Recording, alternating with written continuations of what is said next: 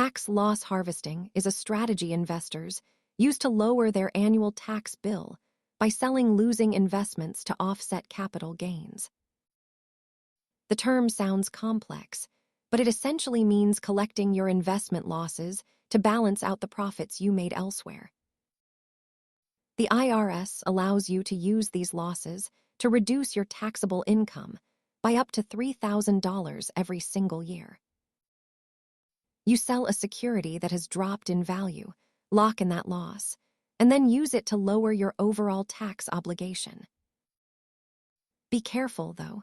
You cannot claim a loss if you buy a substantially identical investment within 30 days, which is called a wash sale.